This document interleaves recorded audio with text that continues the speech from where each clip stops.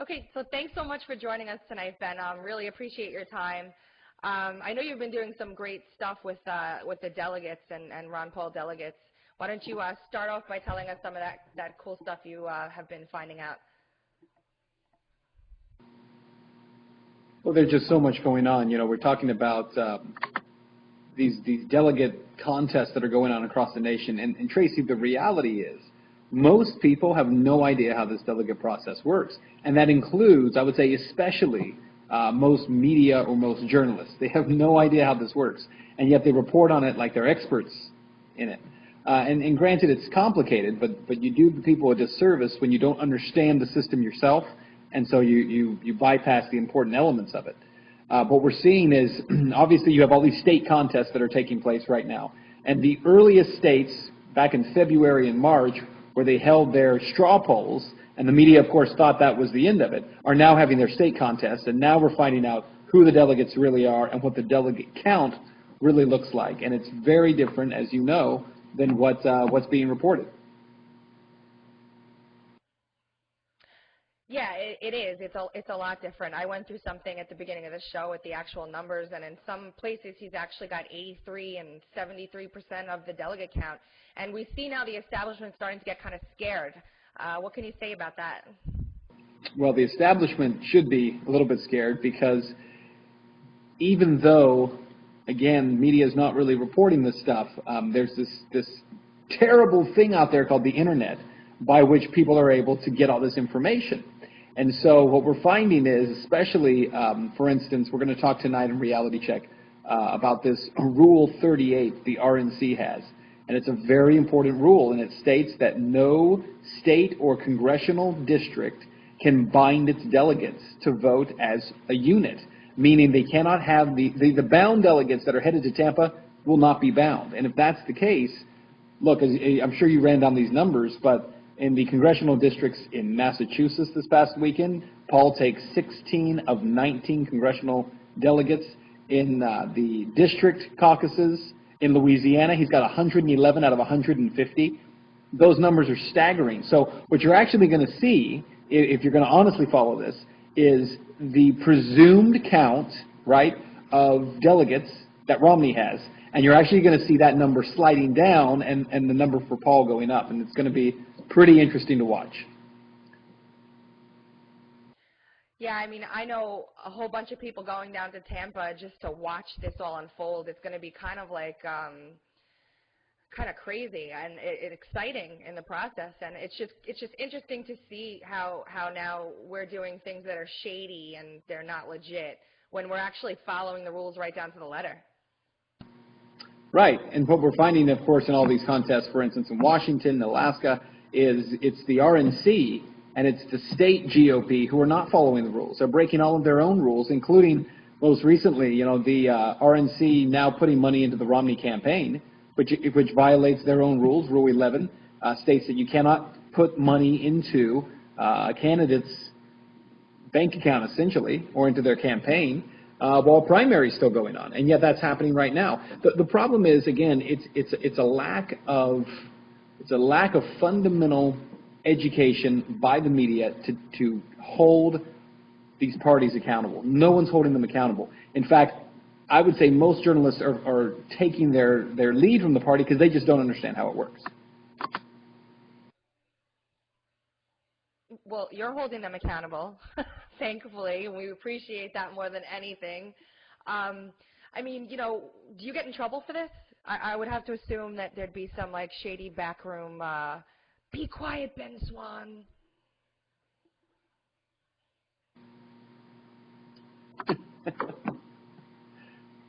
No, I mean, we're owned by Raycom Media and not Fox. And so, for the most part, they've kind of given me leadway to do what I'm doing. I will say this: I think one of the things that is most important, at least in the process right now, is the support that I've gotten from people across the country and really around the world. I mean, we have people who are watching Reality Check from Finland and Sweden and Australia, all over the place. And so, the support that I get from those people really protects me, at least at this point. And so, you know, it's kind of an interesting deal.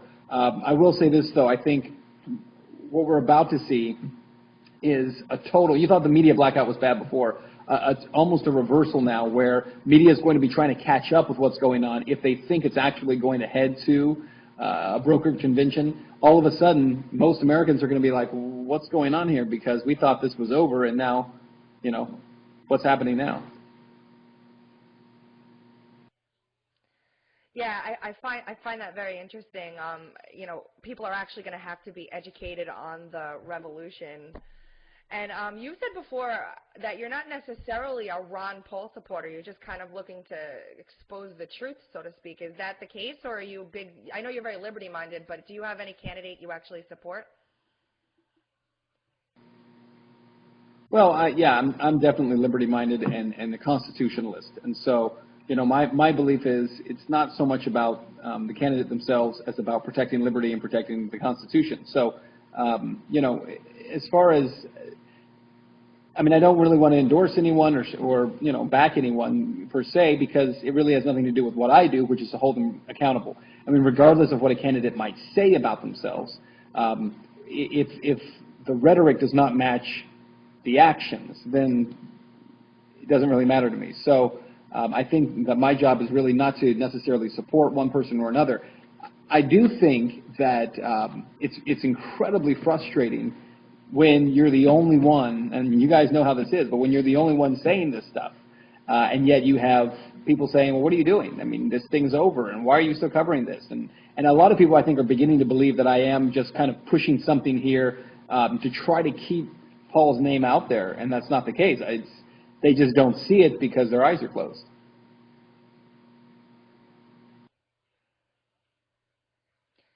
We know about that all too well. Do you remember by any chance when your support started to rise exponentially? Because I think I do. I'm just wondering if it's around the same time period.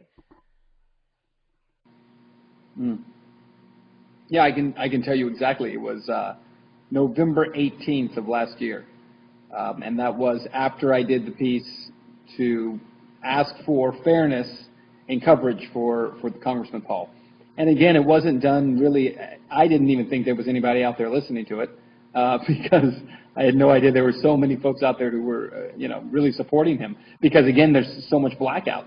And so the only thing I had noticed was, again, that he had gotten 89 seconds in that CBS debate and thought it was nonsense, and not because I necessarily supported what he had to say, but how do you take a guy who's polling at the time, I think he was polling third or fourth, and you give him 89 seconds, and then you've got John Huntsman and Rick Santorum, who at the time were polling dead last.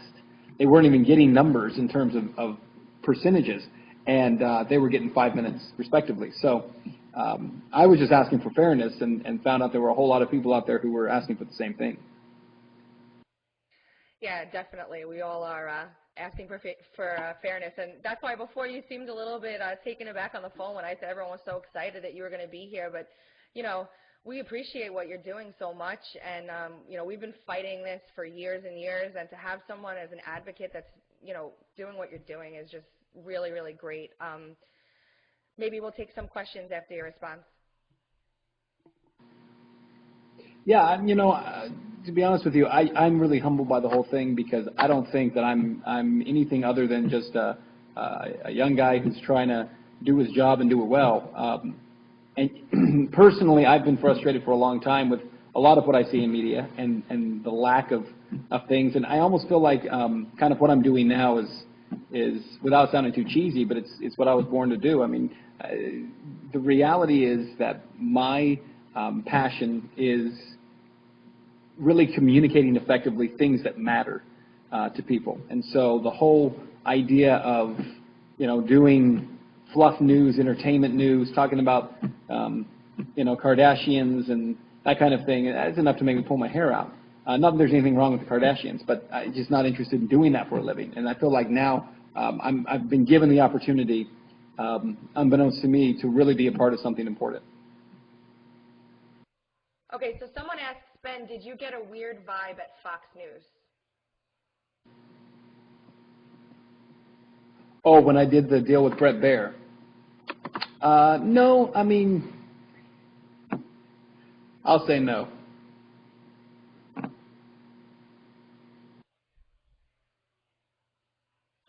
Okay, short answer. No. We know there was more to that one. Now, Frank has a question. Hold on. Hold on. Oh, if Paul manages to get enough delegates to win, are there tricks or shenanigans that the establishment can attempt to pull to rob him or make it difficult? Well, definitely. There are definitely a number of things they could do. One of the things I expect to see in the next few months is the attempt to change the rules so that Rule 38 is no longer going to be applicable. I'm sure they'll attempt to bind every delegate possible. The other thing is you're immediately going to start hearing, I mean, there's certain terminology that's used, and they start kind of testing the waters for it. And some of that terminology we're already hearing are things like stealing caucuses, taking over caucuses. In fact, I posted on my Facebook tonight, Matt McDonald over in Maine sent me the email from Charlie Webster that went out today in regards to their caucus, which is this weekend. And it's already using terms like Ron Paul supporters plan to take over the caucus. We have to prevent them from doing that. You know, and they're already trying to prevent, and this isn't Paul supporters, Romney supporters, Santorum. They are trying to prevent Republican voters in Maine from being able to elect a chairman at their caucus. And that's not a Paul issue or a Romney issue. That's just an issue of voters' rights. And apparently in the Republican. You actually did a really great couple of pieces on how they made the parking lot I don't know, delegate selection process or nominating process, and they actually arrested someone. And I was so happy to see you take so much time on that. And any other thoughts maybe on that? Well, the follow-up to it, if you hadn't seen it, is that the guy who was arrested it was in St. Charles, Missouri, and Brent Stafford is his name. Brent was actually arrested at the caucus because the GOP was breaking the rules. They went outside. They attempted to hold the caucus peacefully. They weren't trashing the place. They weren't destroying things. They were peacefully attempting to hold a caucus. And next thing you know, he gets arrested. Well, they went back and did a do-over, and Brent Stafford, the same guy who was arrested, winds up being elected chairman of the St. Charles, Missouri caucus, and he winds up running the whole thing. So a huge victory there in terms of that. But what's really sad about it is, again, you have this issue where these aren't radicals. These aren't anarchists. These aren't people who are trying to, destroy things. These are people who simply just want to be able to vote. They want to have their voice heard, and it's I don't know. It's crazy to me how this stuff gets spun. So what happens? I mean, are there enough of us that are going to stand up to this backhanded sort of stuff that's going on, do you think? I mean, I personally feel like it's not going to be able to propagate. I think that it's going to be stopped by people for once. Thoughts on the power of our movement, I guess, is what I'm trying to say. Well, I think it could. I mean, I think what you essentially have is if enough of these supporters get into delegate spots, which again, if we're talking about the actual delegates in these bound states, many of those contests haven't even happened yet in terms of the state convention to select them. And so if you really do have this kind of revolution that happens within these caucuses and they're taken over, you go to Tampa and, at the very least, you put up a huge fight. You get a huge fight on the floor, and you make them recognize what's happening. And I think that will happen. Somebody asked me today, they said, honestly, there's no chance that Romney's not going to get this. And I said, well, that's not true. There is a chance he won't get it. If Ron Paul gets more delegates who go to Tampa than Mitt Romney, Paul wins. It's that simple. And to assume that it's not going to be that way because of some straw poll contests that have happened around the country, I think, people are sadly mistaken. But again, the folks who are a part of this movement and who are really his supporters, they're the ones who are engaged. The folks who don't realize it's going to happen are the ones who are supporting everybody else and not paying attention. Agreed, and I think it's really exciting. And someone's asking, actually, if you plan on attending any state conventions to do any live or recorded reporting. Yeah, not at this point. I'd like to. Certainly wish that I could. Maybe something here in Ohio. It's pretty difficult at this point to get away. But so far, I really haven't needed to because there are so many folks out there who are doing that with their cell phone cams, and they're getting that video. And I get so many emails every single day from people who are sending me video and sending me information. So, and again, feel very blessed to be in that position where so many people are turning to me and saying, okay, here's what I've gotten, here's what I've collected, here's what I've recorded, now do something with it. And they're trusting me with that. So, and I take that responsibility pretty seriously. It is a responsibility. Yeah, thanks. Actually, our next guest on the show, David Andrew Gay, asks a question. Would you consider making a documentary later this summer to chronicle how many county, congressional district, and state supporters there have been, GOP committees have been taken over by Paul supporters? He says he thinks once the delegate story is over, this is going to be the next big one. Yeah, I absolutely. I think it would be fascinating to put together a documentary just talking about this entire campaign season and what's happened. One of the things that we're working on in a couple of weeks, I'm going to be doing a piece. I've asked people to send me pictures from the Ron Paul rallies that they've been at around the country, because again, these are issues that are being blacked out. You know, you have almost 10,000 people show up in L.A. and 5,000 in Fort Worth and 3,000 at A&M and my hometown of El Paso, Texas. He was just there. I'm up here in Ohio. He's down there. But there was just fantastic stuff going on. And again, it's not getting covered. So we're going to be putting some stuff together on that. But definitely at the end of this season, I think it should happen.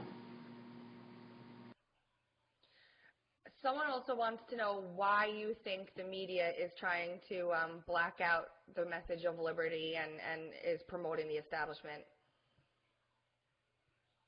I really don't know. I really don't know. Other than possibly, I mean, I really think it's twofold. One is from the higher ups.